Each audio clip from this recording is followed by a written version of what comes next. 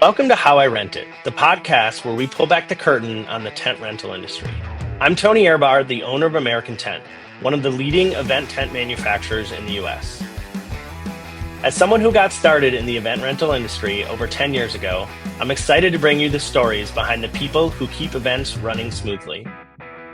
Was watching an episode of Shark Tank one night, had a couple of beers, and went on Craigslist, and in Green Bay was a tent rental business. At the end of the day, failure was not an option. I'm going to do this. Is this your first time on a podcast? It is my first time on one, listening to one, seeing one. Yes, sir.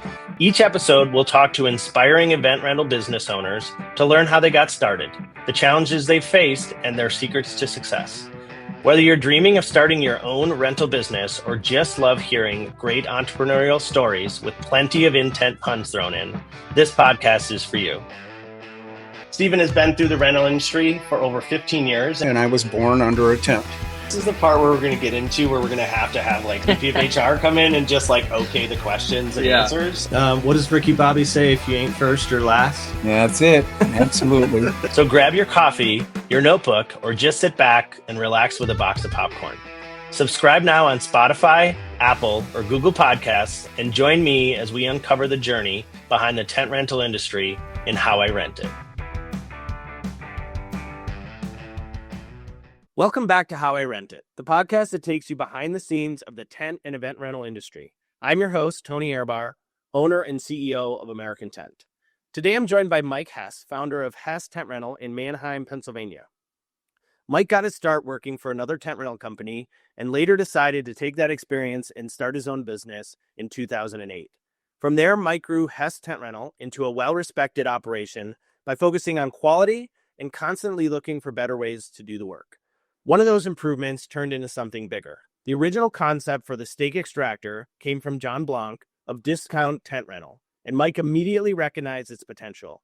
By helping raise awareness and bring it to market, he played a key role in turning it into a tool that gained real traction across the industry and was recently acquired by Tentox. We'll talk about Mike's journey from employee to owner, how Hess Tent Rental grew over time, and what it's like to turn a real-world problem into a product the entire industry can benefit from. Let's dive in. Mike, how's it going? Hey, Tony. Good. Appreciate you having me on. It's January here in PA. It's cold. Tent season slow, which we're all okay with right now. Yep, fair enough. Are you an Eagles fan?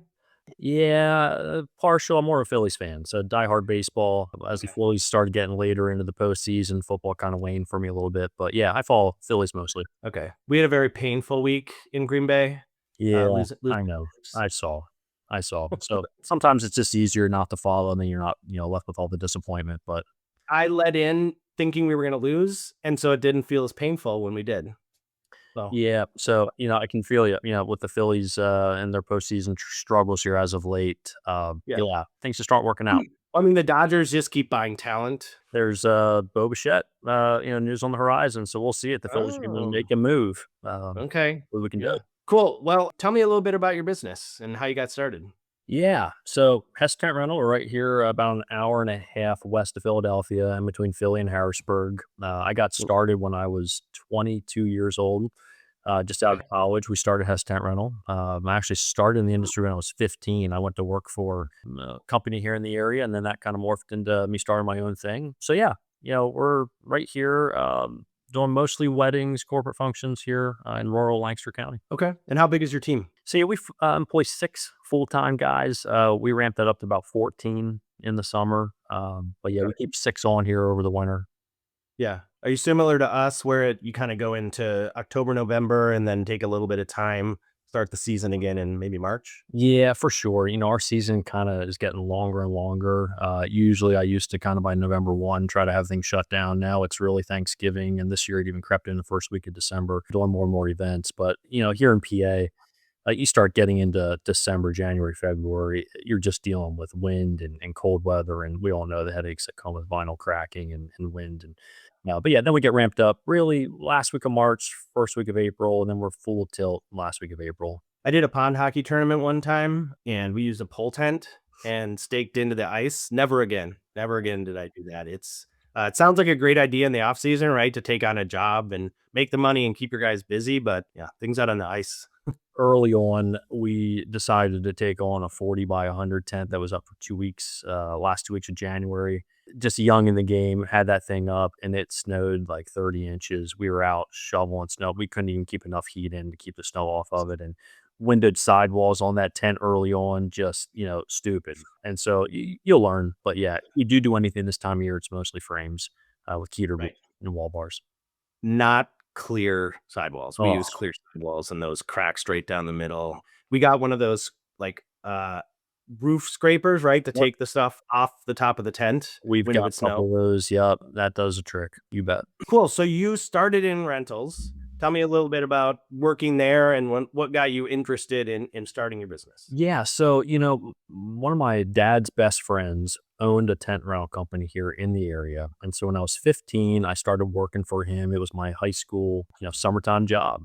So I worked there from 15 through 22, 4 years of college. I actually went to school for elementary education, graduated with my degree. I student taught. And then in 2008, decided that I did not want to teach, tried to get involved in that company, which did not work out. And so I decided, you know what, I could do this on my own. So the economy, terrible time in 2008 with the housing market crash to go full tilt in, but we didn't know any better, which was really kind of nice. I didn't have anything to compare it to. So we started the business and slowly saw it grow. But yeah, I had just decided that when that other company didn't work out, we thought, you know what, we have enough know-how working there 7 years to figure this out and to go full in. So that's what we did.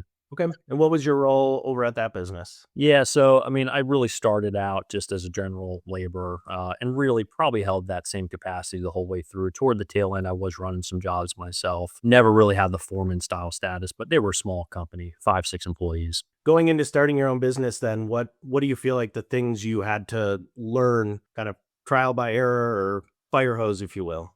Yeah, so starting Hess Tent Rental, I was fortunate that I grew up on a farm. And so we had a barn on the farm that my parents graciously allowed me to start the business out of. Yeah. Right now, I would say even now, we're really running out of room. We have about 14,000 square feet in our warehouse right now, but that barn was about 2,000 square feet when we started. Trying to work out of that space and figure out what to do with tents that came back wet and not having the ability to dry equipment out, and just the headaches that came with that. And so I look back now, like anybody does, we ask, how did we ever do it, in that small space? But yeah, working out of a small area, but again, it was cheap. It was space that we had available to us. I joke, I go back there now and I look at where we started, and it's actually the background on my desktop computer. It's just a good reminder of where we came from. But starting out there, yeah, we made it work like anybody does. And then you grow into a bigger building, and then you deal with the problems that you have in that space. It's hard to always be content. So that was really the big challenge. It's just the space, and then also just trying to figure out where I was going to get help to help me put up tents. Because when you get started, you book a job, and yeah, you need 3, 4 guys to help put up a tent, and then all of a sudden there's nothing going on for a couple of days, and then so it was just pulling guys on weekends, and my dad helped out a lot. Those were some of the challenges. Yep. I had pretty much every family member set up a tent at some point because someone was sick or I was short someone. So totally get that. Oh yeah. Yeah, I think my dad, who's about to be 70, he probably cringes when he sees me call him now during the season, because he knows if I'm calling him now, we must really be in trouble. Because I Yeah. told him not to take advantage of him since he Yep. helped him early on. From my experience, college football players and people who grew up on a farm are the hardest working crew members you could possibly get. Oh yeah, we got farm boys in the area here, and we utilize them, and I can attest to that. They're good workers. Yep. So you mentioned looking back at that picture on your screen, right? For me, entrepreneurship is basically failing and learning and then failing again and learning again. Talk to me about one or two instances that you think really shaped how you've gotten to where you are today. Yeah. I would say probably some of our mistakes when I go back and analyze, what worked, what didn't work. Some of our mistakes early on were invested early on in 2-inch tubing. And when I look back, I think some of our pitfalls would have been that if I would have streamlined more with one supplier, and if I would have picked a supplier that could have grown into more engineered type structures, that would have helped. But at that point in time, we just wanted to be a little different than what everybody else had around us, and everybody had Anchor. And so, and I love Anchor. In fact, right now, we've got primarily probably Anchor products, but at that time, we didn't. And starting out, I wish looking back that we would have maybe chosen a different supplier or at least not invested so heavily in 2-inch tubing. That became really apparent the more that we grew and I had all this 2-inch tubing when COVID hit years later. And we just weren't able to put out tents that, could withstand long-term duration of rentals. And so every year we're kind of switching away from a lot of 2-inch and buying a lot of hybrid keter. And looking back, it's always painful. It's a good reminder that starting out, it probably wasn't the direction that I would go now, maybe the right decision. But when you start out, it's cheaper product. And so it allowed us to get in the game. But yeah, I often think about that now as we've grown, that's been a little painful to switch systems and get out of something that we were pretty heavily invested in. Yeah, it's like you said, it's more economical, right? So it allows you to scale quicker using those initial dollars, right? So how did you fund the business when you got started? Yeah. So again, my parents were really supportive. When I think back through, like, if I could do what I did over again, you'd almost have to do it as a single guy. So, could I really have grown the business the way that I did, being married, children, having to support a family? Probably not. Because when I first started, my parents said, "Hey, we believe in you," and so they helped fund some of the initial assets that we needed.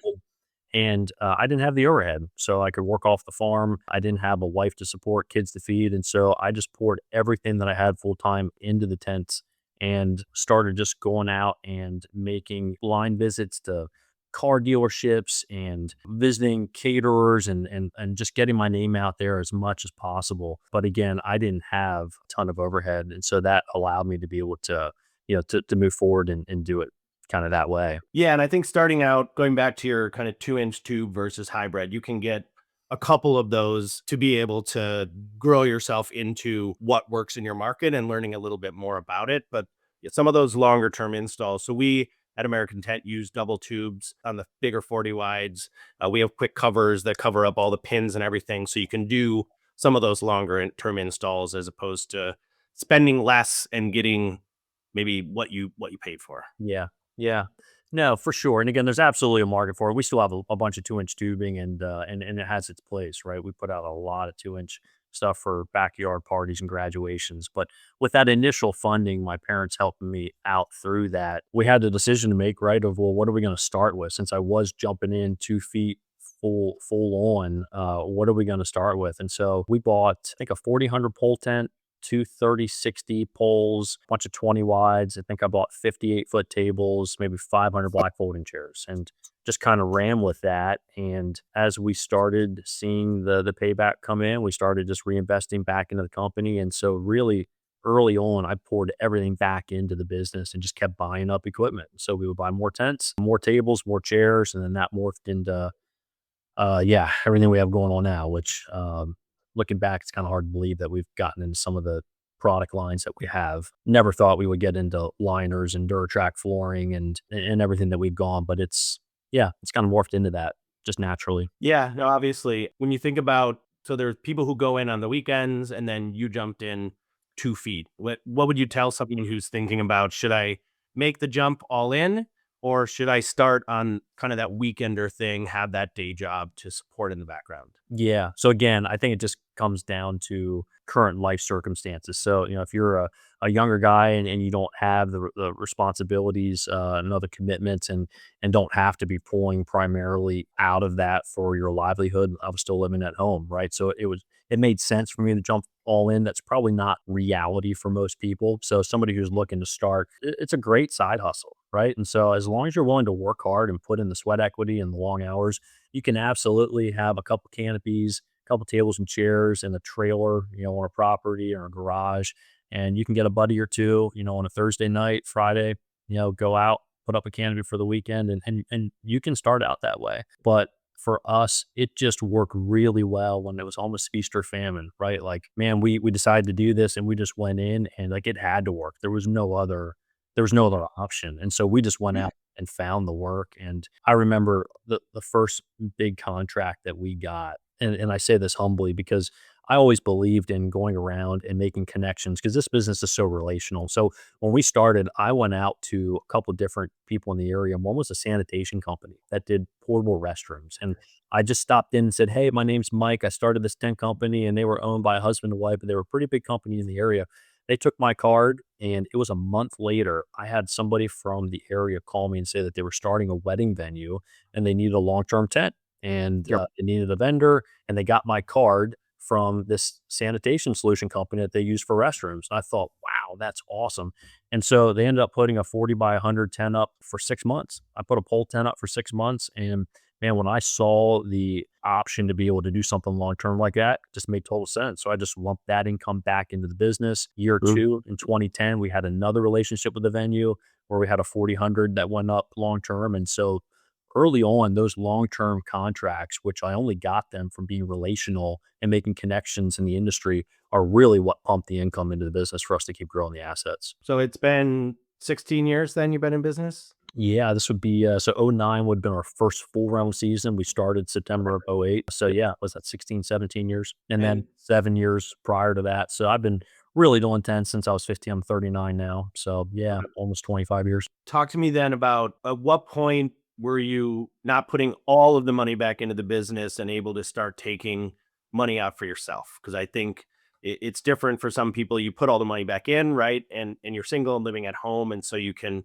Yeah. take that risk. But when were you starting to be able to pay yourself? What Yeah. maybe what you were worth? No, good question. And so 2008, when we started, and I graduated from college, the initial plan was that I was going to teach, and my wife was in medical school at that time. And so I was going to move to Philadelphia where she was in school and teach in the city. And when I told her what I was going to do, she thought, okay, well, this is going to throw a wrench into things as we were about to get married. And so I would say the reason I remember that timeline of when could I start having more sustainability from the business is because I went 2 or 3 years before we got married then, got the business established, and so it was probably, I mean, I would pull, a couple $1,000 out here and there, just to, survive early on, but probably year 3 is when I could actually start pulling some substantial income out of the business. Still left a lot in, but enough just to be able to be independent. We got married then at that time, was able to actually move out and support us, and then year 3, which would have been, yeah, right around 2012 is when I brought on my first full-time guy that was my foreman. And so he and I had actually worked together at the company that I started at when I was 15. So I knew him, trusted him. And so then from there, we really built it on. But I would say probably, Tony, year 3, probably when I could start pulling some more substantial income out of the business. And have you hired other people up in the office in addition to those crew folks, or are you doing a lot of those functions yourself? Yeah, no. So delegation, man, right? That's what we got to all figure out and just not micromanaging. And so yeah, I've got two girls here in the office. Kim is my administrative assistant. She's been with me. Oh man, she's been with me probably from early on, probably 2010, 2011. So year 2, 3, before I really hired that foreman, she came on and she's been with me ever since. And then we have another girl in the office here that helps with the phone. So there's two in the office here all the time, plus myself. Really, my functions are more, and again, trying to always get out of the day to day of the business as well. Got an operations manager that does all of, yeah, really the logistics of deliveries and whatnot. So I do a lot of the scheduling. So my role really is site visits, consultations, seeing properties ahead of time, documenting all of that in the system so that guys know what they're up against going into. We use Good Shuffle Pro. Love the program. I have a lot to say about that because we went for years, no inventory software management. It was a disaster. I mean, Excel spreadsheets and me just in my head trying to figure it out. And it was funny. Yesterday, we were doing some inventorying and trying to figure out what we have, and I can't even imagine. So that would be something else. Or early on, if I would have actually started with inventory control software earlier, it would have really saved me a lot of headaches because I see the value in it now. But also, making that transition into that software was painful. I mean, anyways, all that said, my role then really becomes here in the business is just overseeing the day to day of the schedule, getting crews scheduled in and out. And then I still like to go out into the field. So I'll assist usually Fridays. Mike gets the 20 wide, backyard party runs with a guy, which is easy. Just go out there, slam up 5, 6, 7 canopies in a day. Yeah, it's about leveraging your time, right? And as you scale, you can't do everything. So it's finding the things that bring you energy, which it sounds like it's a lot of the client facing stuff, and then finding people who can complement your skills. And I think it's, your business is successful when you can go on a vacation for a week and the whole house doesn't fall down. Couldn't agree more, and probably that flexibility came maybe 5 years ago when I really removed myself and I you have a decision to make, right? As you grow, you can't take every spring with us being seasonal, right? You can't take every March, April and retrain your top key forming guys. And so, again, compared to big companies, we're small and I understand that. But, getting to the point now where like for us to say that we're going to keep 6 guys on, 6 would be including myself. It's like 5 other guys and just have them there so that we don't have to retrain was huge. But that takes cash flow. In the wintertime, there hasn't been an off season where I haven't gone through and gotten February, March and thought to myself, oh, crap, do we keep enough back? Like, is this really going to shake out? But like, it's totally worth it to not get to April and try to figure out, well, how are we going to do this with not having key guys? So really our structure has been to keep our foreman on. We do have a Tico tent washer, so we do a lot of vinyl cleaning. That was one of the things that the new building that we have allowed us to do is to handle our own vinyl cleaning. So that gives work, for our guys, but it doesn't provide income, right? I mean, it saves us from having to pay someone else to clean our vinyl. We do wash some other, company stuff, if they bring it to us, don't really market it a whole lot. But now really we keep those key guys on, and then April is more or less just trying to find our seasonal guys. And they always come. But I mean, sometimes it comes down to the wire and it gets a little interesting when you're interviewing guys and, but we bring on anybody, and my whole mentality is with the seasonal guys, I never get too worried about it because we're going to figure out within 2 days whether or not it's going to work out.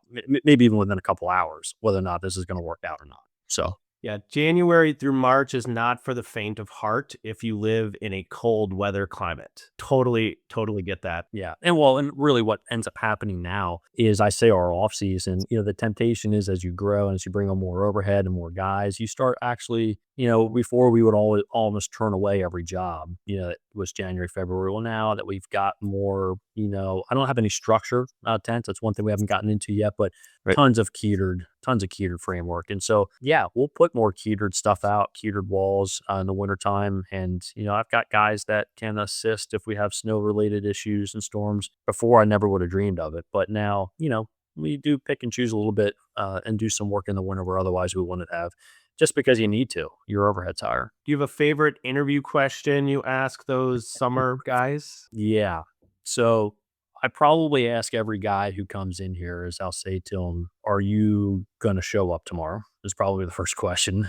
Actually, the first question really is, why do you want to work here? Right? Why do you want to work here? And then my follow-up question to that is, do you think that you can handle all the physical requirements that we listed in the job description? Every single time they say yes. Every time. Yeah, yeah, no problem. No problem.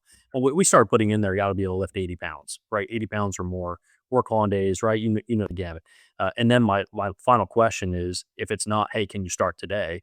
It's okay. Are you going to be here tomorrow? And then yeah, they show up. But like I said earlier, within an hour, you can tell if somebody's going to work out or not. We've almost joked that really we should just table our entire interview process, and our interview should be: here's a sledgehammer, here's some stakes, pound this pin into the ground, take this tent section, wheel it up in the trailer, and we're just going to sit in a lawn chair and watch you. Yeah, I mean that's because otherwise, we need the help, and the time comes like we're gonna bring you on unless it's a total train wreck of an interview. You're Right. hired. You're Yeah. hired. Now all you got to do is show up and keep showing up. It can be a low bar at times, and some of those people self-select out when they get out in the field and realize how much hard work it actually is. Yeah. Now, and granted, so I'm certainly just talking about general labor positions. I mean, if we're hiring internally more for office or, more management style stuff, obviously our interview process is a lot different than that. Yeah, you're not gonna send them out on a job for a day and see how it goes. Yeah. No, we're going to take a little bit more control of that. So, yeah. So you mentioned rental software. Which software do you use? Yeah. Good shuffle. Okay.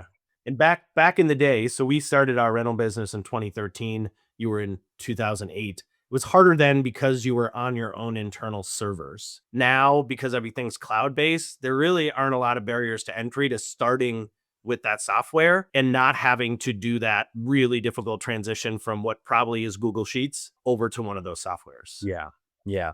No, for sure. Even the transition wasn't difficult. I was probably most stressed when we interfaced with QuickBooks Online and making sure that that all meshed, because I handle all of our bookkeeping. That's the other thing I do. I do our bookkeeping here and all the financials, but that meshes seamlessly.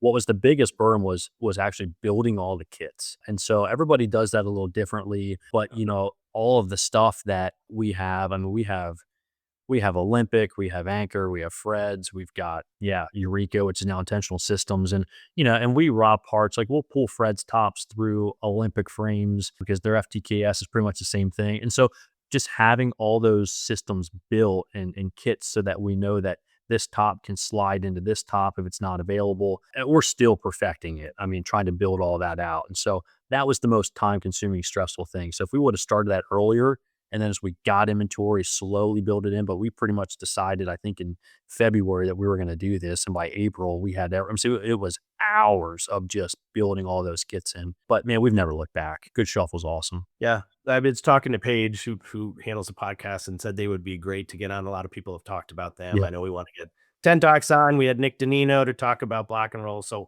all the tools that help you be more efficient. Do you have any external agencies you work with for marketing? You mentioned you do a lot of the books. I assume you have an accounting firm you work with, but are there any external partners that have added value to you? Yeah, for sure. One of the things and mottos that I live by, I had a guy when I started, he told me, he said, Mike, when you start a business, he said, you do not need to know how to do everything. But he said, what you do need to do is surround yourself with the people that do. And so I've never forgotten that. And so like my CPA, I've got his cell phone number, we constantly back and forth. I've got a payroll company that handles all of our payroll, 1099s, all of that. And then we work a lot with a web company for marketing. So we really focus heavy on SEO, search engine optimization. Looking back, I used to do a lot of advertising, way back with, Yellow Pages and all of that. And then that morphed into more like wedding shows. And I don't do any of that anymore. I don't go to any shows. Weddings is a big part of what we do. I would love to do less and do more corporate just because of the nature of what weddings bring. But all that said, we've really dumped all of our dollars now into just search engine optimization. We have a web company that does a lot of Google AdWords for us. Is huge. And so between the SEO, the Google AdWords, and then just the relational side of going out and making the relational connections, quite honestly, as we're talking about this now, getting involved with other rental companies that don't offer tents is huge. So I'd say probably one of the biggest ways we propelled ourselves is we have two companies specifically that we work with, and they don't offer tents and they don't want to offer tents. They've got tables, chairs, all of China. And so they'll call us to subcontract out to do the tents, which is awesome because our guys, and even myself, sometimes we run short on tables and chairs. We love just showing up and slamming up a 40, 60, 60, 100, whatever it is, and just leaving the site and going. But yeah, that's our primary focus, really, to get ourselves out there with other professionals is, obviously a good accountant, a payroll company, a good web page company that does a lot of our marketing. And those are probably the main external relationships we have. Do you know what platform your website's sitting on? Is it a WordPress? It is WordPress. Yeah. And that's an easy one when you first get started to do yourself. It's pretty self-explanatory and helped, but having that web company, understanding all the things that go on behind the scenes that people will be able to see you with SEO is really important. And that's what we do at our business too, is someone doesn't know they want to buy a tent if they have a restaurant or a bar or whatever until they know they need to buy a tent. And what's really nice about WordPress too is that now we've got full control over the site where we can go in, we can change out pictures, we can change some of the, before I was paying a company just to do that, but now we go in, have full access and swap out a lot of that, but they still handle all of our internal backlinks and SEO and all that. Yeah, you talked about weddings. Well, They are great from a share of wallet because it's a big event, but you're dealing with a bunch of people on the biggest day and most important day of their life. I once fell off a ladder because I was frustrated. There were leaves on top of a tent and it was translucent, right? Yep. And she called and said there's leaves on top of the tent. That's gonna happen. It's the fall in Wisconsin. But I went out with the ladder and I was so upset that I was there on a Friday night, the middle of summer. I'm pulling my ladder around and I fell off the ladder, twisted my ankle, and the bride came over and said, "So are you going to send someone else to finish this?" I didn't ask how I was. Yeah, they don't care. The emotions are running so high in the moment. And again, I don't want to paint a totally bleak picture, but you got it. I mean, what ends up happening is when we started, weddings are what built our company. We were probably 75% weddings, 25% everything else. Now we're probably closer to a 50, 50 split or even a 40% wedding. But, the weddings get everything, right? It's like your dance floor, your staging, your tables, the chairs, the lighting. And so we ended up finding a niche where when we invested in fabric liners and flooring, like not everybody had that here in the immediate area to be a one-stop shop. And so we started traveling further, like upstate PA, we would travel out toward Pittsburgh and expanded our radius. And so the weddings really did grow our business and grow our assets. But man, it just comes with a whole nother level of stress. Again, when you look at what a wedding will do, and then you look at a corporate functions, you can get the same dollar amount because people want it and they're going to pay, and you don't have the high level stress and the emotions that are all involved. So we've seen more and more the avenue to try to push more corporate relationships, but we still obviously enjoy weddings. And when a wedding, when it's nice, beautiful, sunny weather, it's great and everybody's happy. But the moment that there's a raindrop and that there's a drop that's coming between the balance of the tent where the stitching is, now the tent's leaking, it's just people become unreasonable pretty quickly with weddings about things that aren't even in your control. Yeah, and we made a conscious decision not to do linens and not to do China. My guys' hands are dirty. I don't want them touching pretty things. So we would bring those and find a really great partner who offered those. It sounds like you do the same for We do the China. same, yep, and even linens, we outsource linens. The thing is, linens, though, are a moneymaker, and I could see that, that they could be even a bigger moneymaker if we had it in-house, but honestly, I hate linens. I hate it, I hate everything about it. Even outsourcing linens, we still have problems. People say this had a stain in it, or even like our people don't give your linens back. Caterers, take 2 or 3, and so we're constantly in communication with our linen company, "Hey, like, there were supposed to be 37 9 by 156s in here, and there's only 30, 32, and I don't Right. know." And so, at the end of the day, though, whenever I look at the spreadsheet in the book, it makes sense though financially. So they're profitable. Yep. But they're a pain in the neck. So you mentioned SEO is big. How else do you find those corporate clients? Because they're going to come back. They have whatever their company picnic every single year, or you have a church that has a picnic every single year. How do you find those if not for that SEO side and build that relationship? Yeah. So again, the relational side of things, I would say the relationships with caterers bring a lot of corporate work. So different caterers that we partnered with who, oftentimes people will go and, they care about the food, and they'll book their caterer and their food company out. And then the caterer can give a recommendation of, hey, well, if you need rentals, we work with this company. And sometimes the caterer will even handle it. So the relationship side of that, also with event planners, which again, some event planners are more difficult to work with than others, but we have great relationships with a couple event planners that push a lot of work our way on the corporate side. And like you said, once you're in, man, loyalty runs deep. And I always remember that when we're a little different in how we operate. I know there's some companies that are really aggressive and they'll go out and they'll try to just, cherry pick work off. We don't do that. So I mean, if somebody comes to me and wants to switch from a provider who they've got tents from in the past, great. But I don't go out and try to take work from my, competitors here locally. Sometimes naturally it just happens. They reach out to us, but I don't like going out and trying to steal, work from other guys, especially when I'm counting on them for sub rentals back and forth. So loyalty runs deep, and I really appreciate when somebody tells me, "Hey, thanks for the quote. We just wanted to price check the current guy who we worked with. We really do like them. We're going to stay with them, even though your pricing was comparable." And I always say to them, "Great, that's the kind of customer and client that I want. Stay with them. That's great." But yeah, when you do though get into corporate client, man, they'll stay with you for years as long as everything goes well. And so we have relationships that are 10, 15 years going strong, where we do the job every year. And then what happens is then they have a relationship with another business and then they ask, "Hey, who does your tent?" And they tell them. And so it just organically, naturally kind of grows. Last question about that, and then we're going to jump into something else that you've gotten involved in. But how do you think about pricing jobs? I don't know. What does your first maybe competition look like in the area? And then how do you think about pricing? Because I've talked to other people and it can be a race to the bottom and people tend to undervalue themselves. So how do you think about pricing? And then what does your competitive situation look like? Yeah, it's really a great question. So in our immediate area here, we have, I'm going to say, 5 companies within a 45-minute radius that are all pretty prominent. We all know who each other is, right? We all compete against one another, and relationally, we have good relationships with just about all of them. I kind of know where they're priced at, but I've stopped in the last several years really trying to care about where I'm at price wise compared to someone else. It used to be, oh, let's see if we can, be in step with them. There's a lot of wisdom in just saying, you know what? this is what our value is. This is the value of our time. This is what the product cost.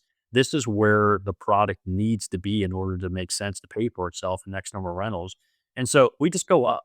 And so I don't even know necessarily where we fall line with uh, all of our competitors. I do know that we're not the lowest, and I don't want to be the lowest, right? I mean, like the best thing somebody could say to you was, "Hey, we got a couple quotes and you guys weren't the cheapest, but we decided to go with you anyways because we love your Google reviews or we've heard great things about you." Man, that is the money maker right there. That's what we want to hear. I used to be really concerned about, man, we're going to get outbid on that. But you know what? When you're in the dog days of, June and September and somebody, what they're putting out a tent for, have at it. I'd rather have it sit in the shelf or, it usually comes back around. Like there's certain weekends that fill up slowly, but then when you get there, all of a sudden people will call and say, "Hey, nobody's available. They don't have any equipment left." Okay, great. Well, yeah, no, I'm not going to gouge you, but this is our price, and now you get the job anyways. So I'd say that the most difficult thing, when I really hedge against that, is July and August. So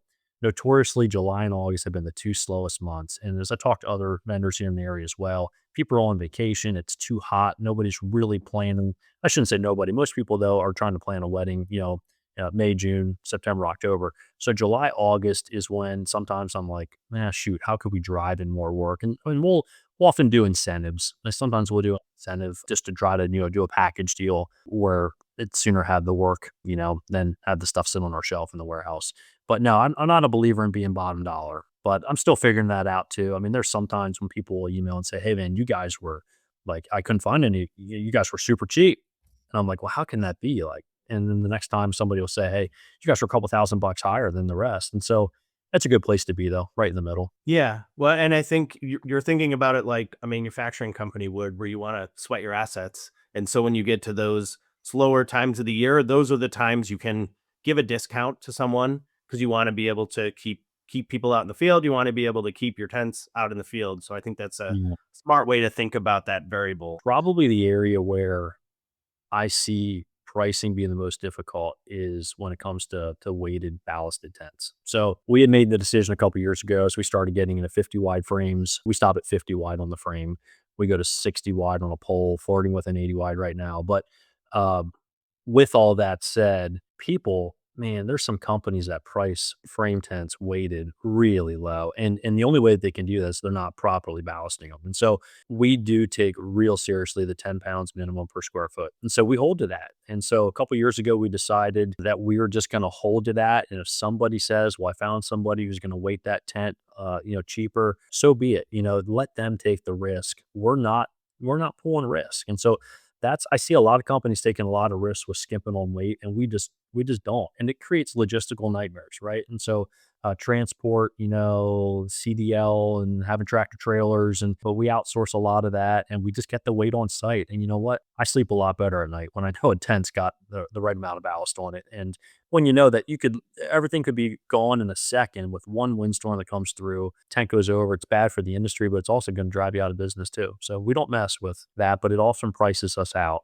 of the mix with some of my local small guys. And I'm sure you guys have marketing materials or a pitch to those customers to help them understand ballasting as well. To think about safety, because they're not always thinking about the safety aspect of things, right? We do. And so it's a much easier sell for the corporate side of things, but it's your general homeowner that's trying to put a 30/30 or 20/40 frame on their driveway, but they don't want stakes in. And so, yeah, are they going to pay 800 or 1,000 bucks, for concrete when somebody else is going to come out and put some sandbags on it?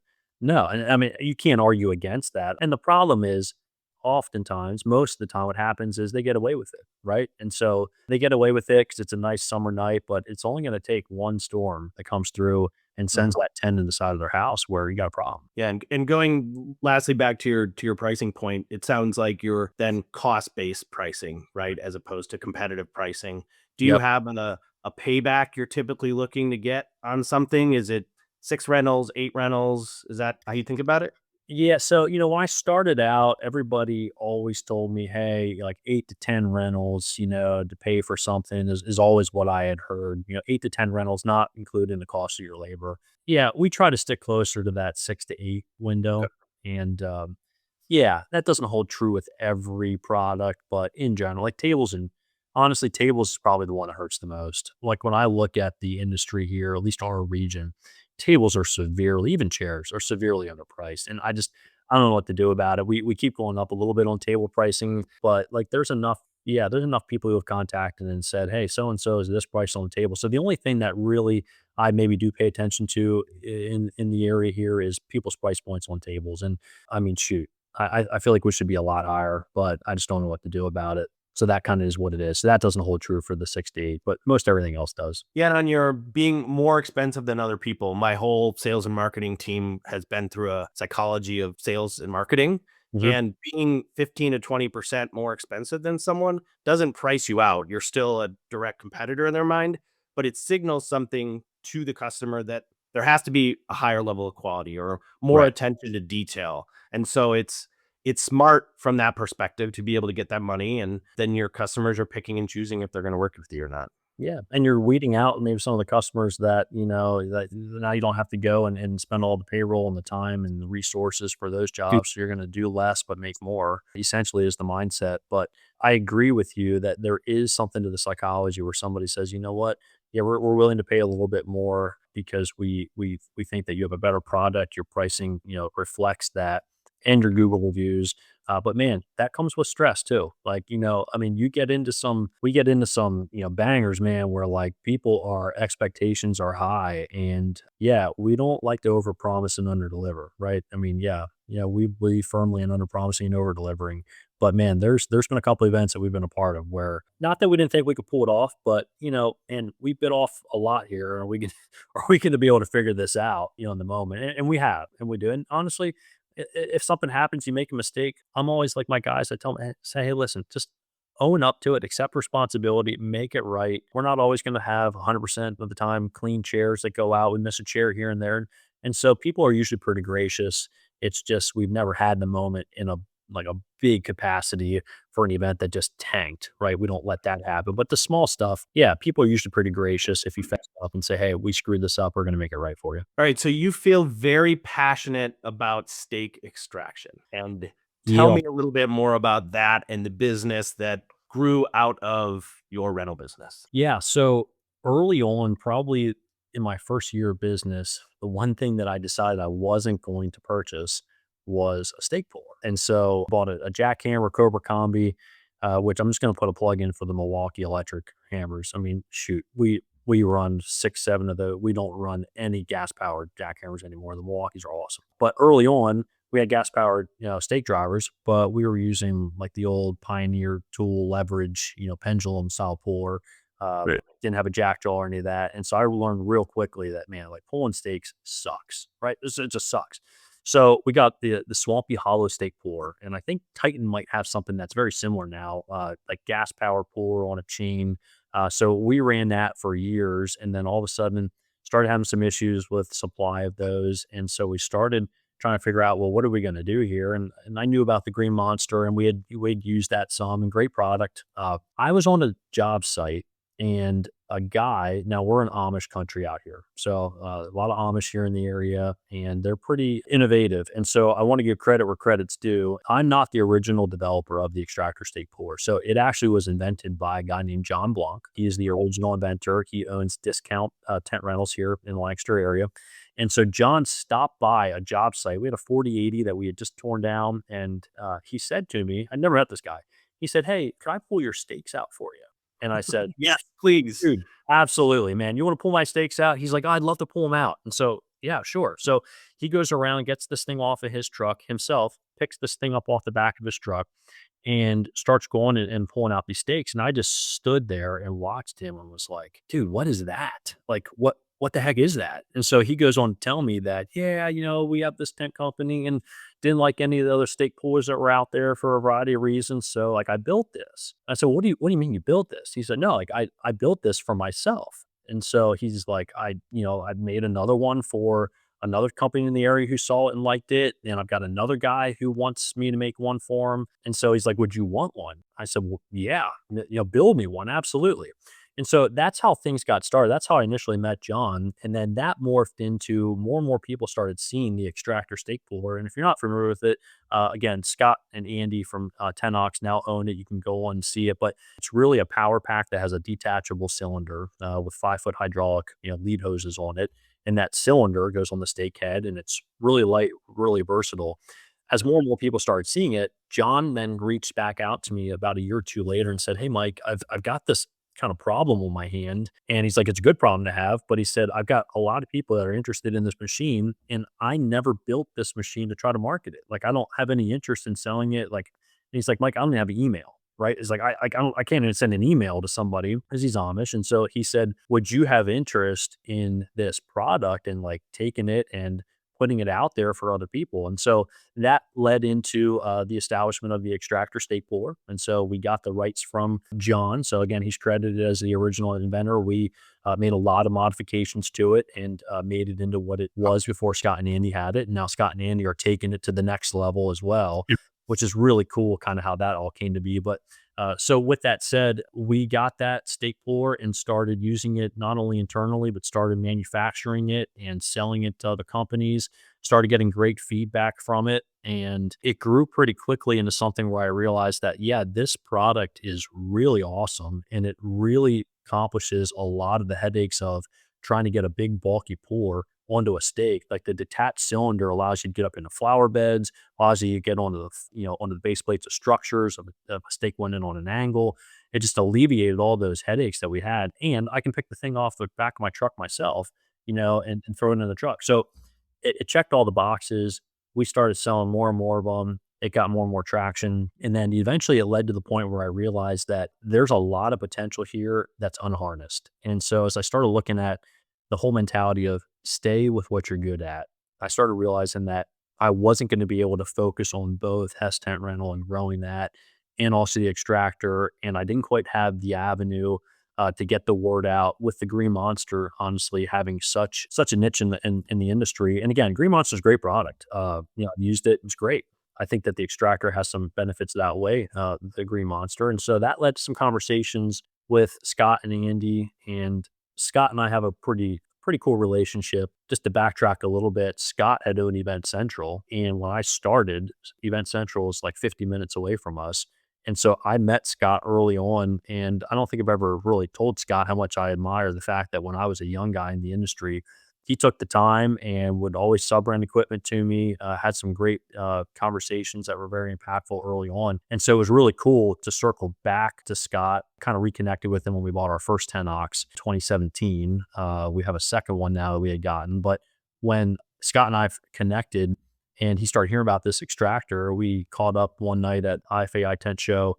That led to some more conversations, which then Andy kind of stepped in. And so here just this past year, about a year ago, now we ended up selling the extractor to 10ox and just met with Andy here 2 weeks ago. They've got some great things in the pipeline for it. They're going really well with it. And I feel really good having given up, because it was a hard decision for me to let go of that because I believe so much in the product, but I really believe and the potential that it has. And so Scott and Andy are taking that thing, they're running with it. And yeah, they've got some cool things that are coming out with it here in the future as well. Yeah, we're looking forward, hopefully, to getting them on the podcast. They're very busy, but we want to get them on. So I'll give a shout out to try to get them here. But we'll right down here put a little link to that stake, the extractor, so people can go check it out. Yeah, hey, it's a tried and true machine. I think we run 6 of them here, and yeah, it's honestly, it's one of the most important pieces of equipment that we have, and I think it's a great option for somebody who is trying to get into the stake puller game, but like doesn't want a 10ox, right? Doesn't want to have a stake puller, that they can't just throw up into a truck bed. And I think it's one of the reasons why Scott and Andy are excited about it, because it gives them another avenue to say, hey, as you aspire to get into an ox puller, this is a great option to kind of help with that. Or if you have a job that you don't want to take an ox out to, man, this machine is awesome. It'll pull your stakes out. In fact, I kind of joke with him, I don't think anybody's going to outpull me on a tent with an extractor. Definitely not with any equipment. I think I'm going to outpull anybody even on an ox. Thing I like about this industry is people invent things for themselves and then take those things to market to help other people be more efficient. Like I said, we had Nick Danino on before Tentox is a perfect example of that. Talked to Matt Mutton, and they had a system that helped with hoisting that he had previously, along with his dad, showed off at some of the shows. So it's really great to see that in the industry. Anything else about the Extractor you want to say? Otherwise, we'll jump into some rapid fire questions. Yeah, no, again, it's something where I think the Extractor is something like I really believed in it. And just going back to the whole idea of, what's really our goal? Is our goal to just try to grow a couple companies, and get as big as we? That's really not my goal. Our goal has always been Hess Tent Rental. It's always been focusing on what we do and what we do well. And so I just felt, again, also the stage in life that I was at with the family, it just was a little too much. And so with the Extractor being as good of a product as it is and believing so much in it, man, Scott and Andy, I hope that they take that thing to the next level. And so, yeah, if you haven't used one, I'd check them out. I think they're going to have some down at the 10 Expo show, and they go to Matra, anywhere you see the Tennox booth. Yeah. A good piece of advice that I got previously was whole ass one thing, don't half ass two things. Yeah. And that sounds like a Absolutely. cruder way of saying exactly what you were just saying. No, absolutely. Yeah. You got it. All right. So we'll go rapid fire. What is one tool or piece of tent equipment you can't live without, and you cannot say the Extractor or the tent top? Everyone's answer. Yeah. So let's pick something else. This is a bigger piece of equipment, but I'm going to say our tent washer. So if there's been one thing that I look back over the years and say, how did we ever do what we're doing or do without? It would be our washer. And I don't have much experience with Charnocky. Again, we have a Tico. So like our Tico washer is great. Love those guys. We have, anytime that there's an issue or problem, and they're right there, to help us out. But that has taken our ability to just flip inventory around or get tents back out that came down muddy. I mean, when we started, we used to lay tops out on the ground in the grass and scrub them down, and had pulley system outside from a tree to a pole and trying to air dry, or we'd have to set the tent back up in the side yard of the grass. Now we are fortunate where we have, again, we could always use taller ceilings, but we have a truss system, internally where we can hang sections. And so, yeah, the washer is the one piece of equipment that I would never want to go back without a washer. Yeah, they're another group that we want to get on here, because everyone I talk to, we used to scrub them on the floor, and we'd have someone just super inefficient scrubbing these pieces. And I mean, it's a big investment up front, but when we started looking at our goal, and one of our values was clean quality tents. Well, we used to be at the point where we could maybe make it through a lot of the season at the end of the year, have all of our stuff washed professionally by another company.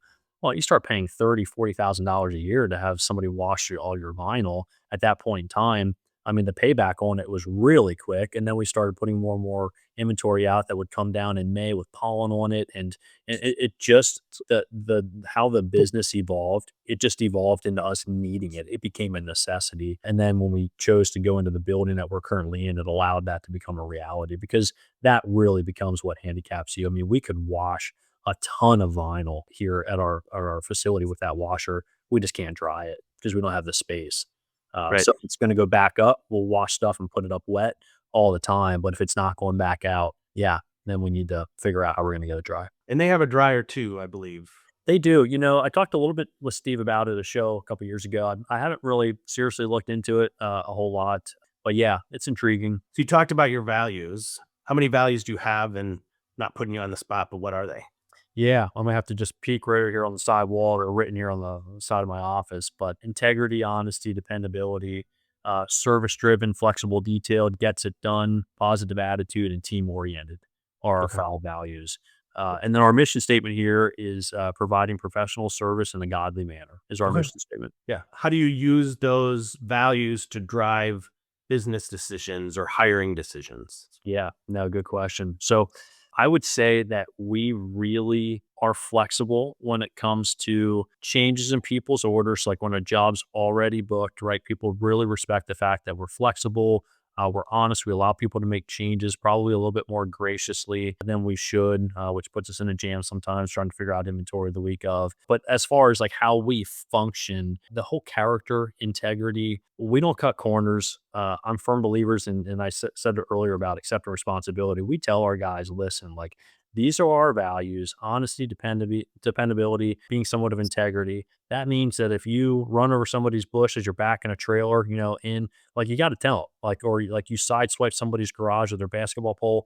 Like, we don't run from that stuff, right? Like, fess up to it. It's going to work out better in the end if you admit it in the moment than if they find out you did it and you lied about it. So, like, I have a zero tolerance when it comes to, lying. One of the other things that we have written on our wall in here is truth doesn't care about feelings.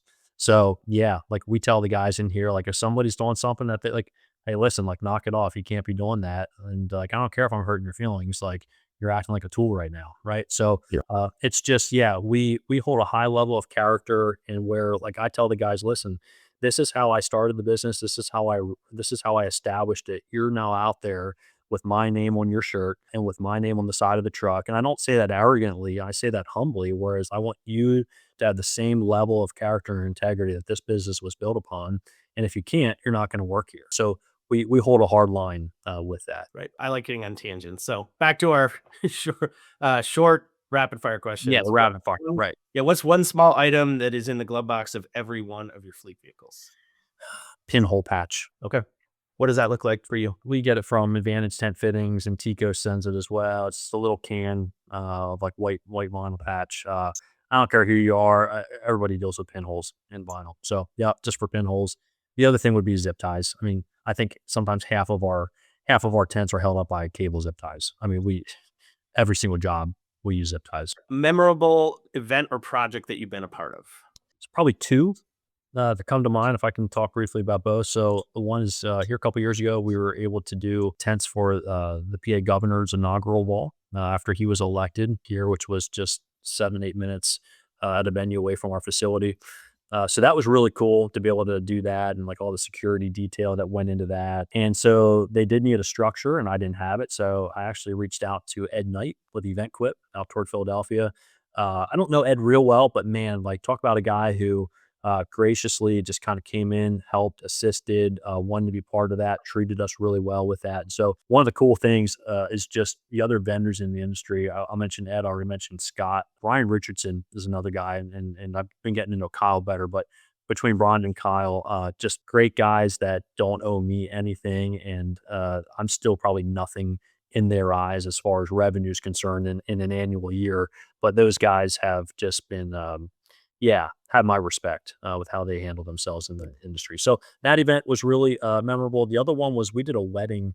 It's probably 5 years ago now, and like, there's calibers of weddings and events, and then there's a whole nother level. And this one was a 60 by 110. We did a full fabric liner, and it did a bunch of lighting, full floor, carpet. We did multiple other tents around their pool deck. They did a tent just to keep the sushi underneath of, and we air conditioned that tent, had a company come in to air condition the sushi tent. So literally just, and that was the last minute. I think it was a 30-60. They had this whole sushi lineup, AC'd that thing. I mean, the amount of money that they spent on that wedding was mind boggling. But yeah, really, really cool to be a part of that. I'm sure you got a lot of pictures. We do. Yeah. Yeah. Yep. It's one of the nicest events we've ever done. Yeah. Shout out to Under the Vinyl podcast. You mentioned Brian. That's another great podcast to listen to. Yeah.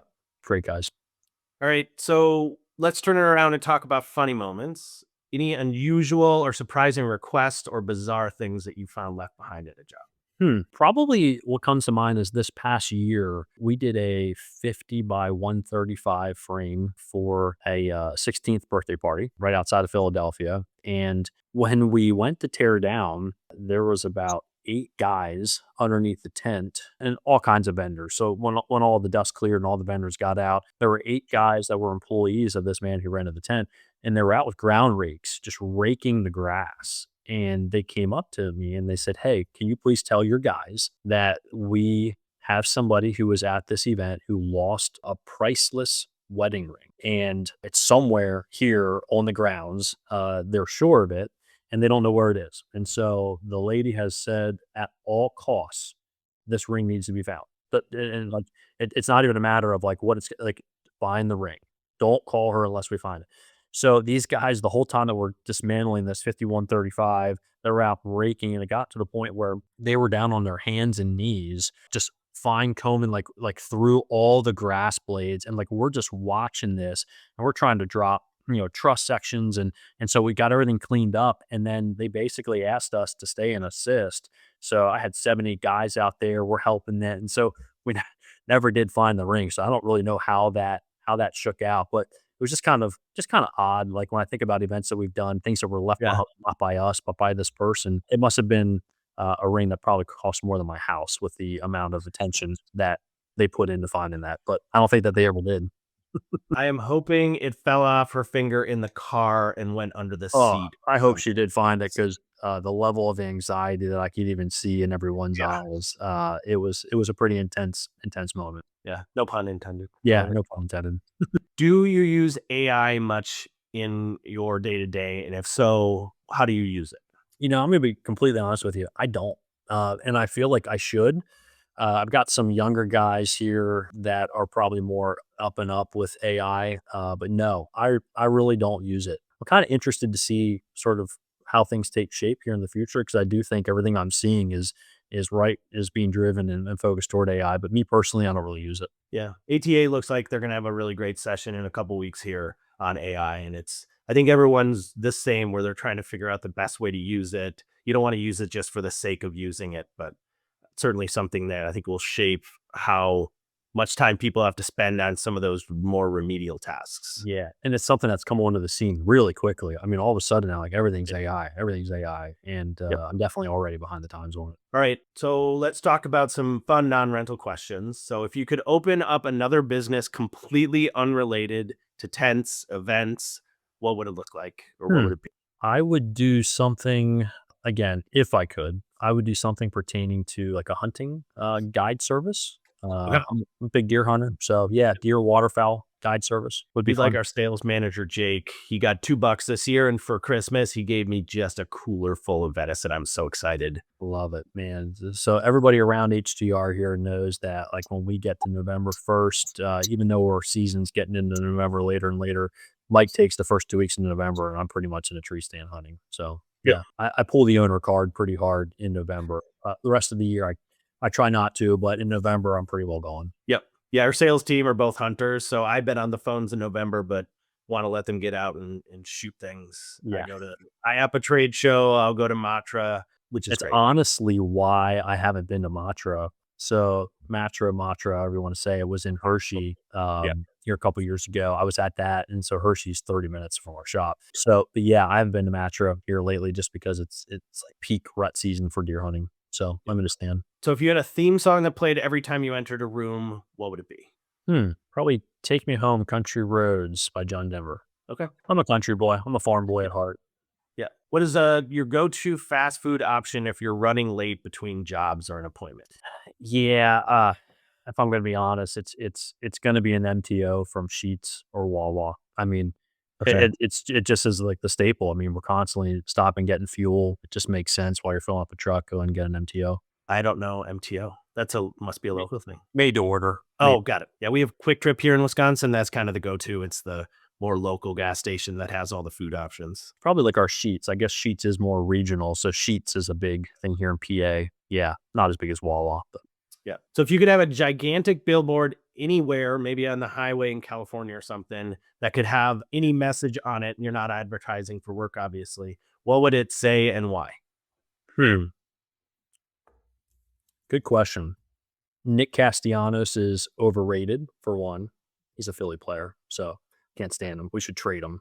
On a more serious note, the obstacle is the way forward. Okay. Ryan Holiday? Yeah, I'm a business principle. Not sure who coined it, but again, Okay. obstacles the way forward. So yeah, the moment that you realize that this is standing in my path, and if I just handle it and take care of it, the day's going to get better from here. And Yeah. there's lots of fires to put out in the tent industry, and so it's kind of like that email that's sitting in the inbox, right? Like you'll stare at it all day, but if you just take care of it, make the hard phone call at the beginning of the day, the rest of the day's better. Yeah. Yeah. Ryan Holiday focuses a lot on stoicism. He has a book, The Obstacle is the Way, which is absolutely a message in that book. So, book that you could potentially check out. Yeah.